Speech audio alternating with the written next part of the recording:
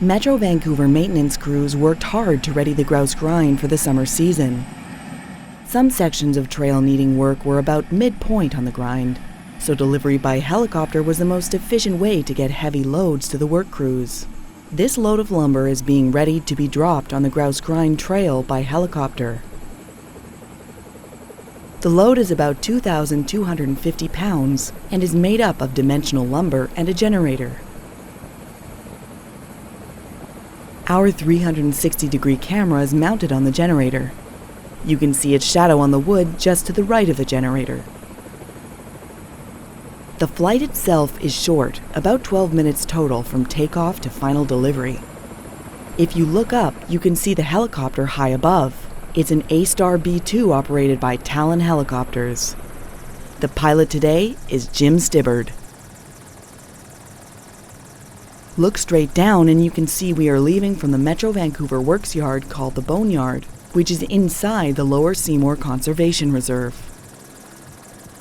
Off to the right of the Boneyard, you can see the Seymour Capilano filtration plant. To the left and high up the valley between Mount Bishop and Cathedral Mountain is the Seymour Reservoir, one of the 3 main drinking water reservoirs in Metro Vancouver. Each reservoir supplies about a third of the region's drinking water and are surrounded by vast watersheds. Together, the 3 watersheds are 150 times the size of Stanley Park.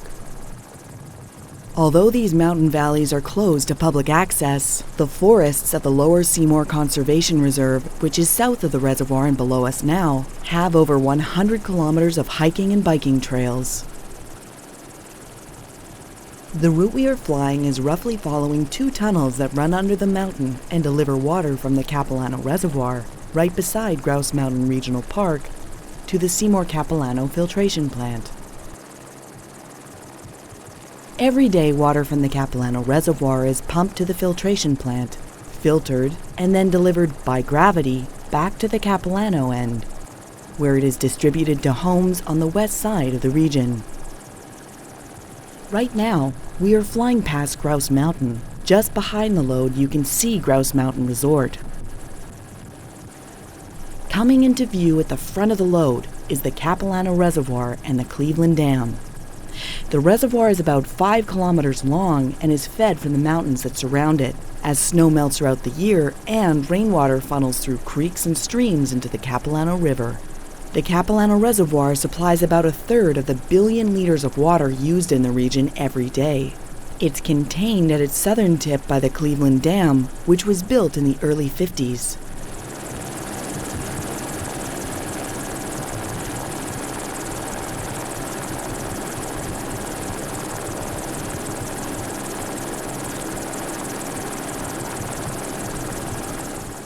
The helicopter has now arrived over the Grouse Grind trail and is getting into position to lower the load. Ahead of the load, you can see the tram line with the reservoir further off in the distance.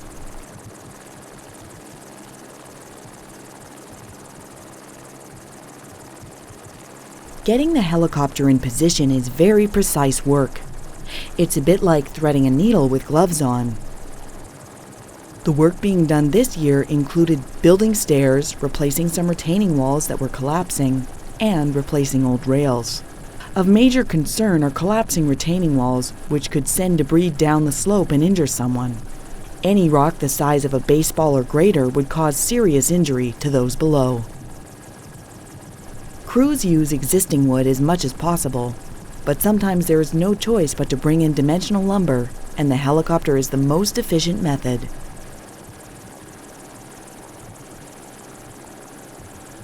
As the load gets lowered through the trees, we almost lose our camera 3 times as it hits branches on the way down. That's one hit just now. Metro Vancouver has maintained the grind for the past 15 years. Every year, about 400,000 people hike up the trail, so regular maintenance is a must. Look down to see the work crew waiting safely out of the way below.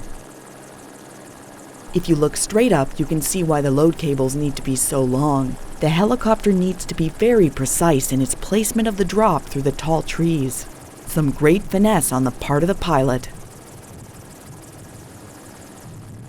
As the load is finally lowered to the ground, there is one more moment of excitement for our camera crew as the load tips and the camera just misses hitting a step on the way over.